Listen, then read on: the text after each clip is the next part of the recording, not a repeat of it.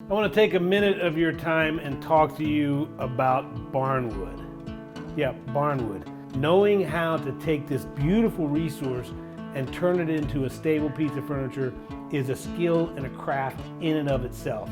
And this is a great example. This is the Woodland Creek Heritage line. It's got these heavy 2.5-inch timbers for the leg. That's reclaimed wood, it's real wood, and it's a beautiful use. Look at the drawer face on this. You see that gray silver color? This was actually exposed to the weather for 100 years. That gives it that beautiful character. And I want to show you something else on the side over here. This is where I really get excited.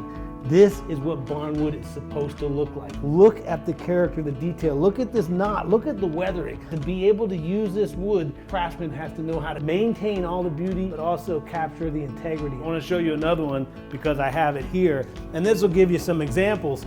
This is the standard line. This is the heritage, this is the standard. What they do here is they work with all the same tones in the barnwood. The engineering and the way this is assembled, it's built to last. When it's 100 years old, the tops of these, is you'll see nail holes, you'll see the cracks. This is real reclaimed wood. This is really gonna have a lot of character. This is a great product.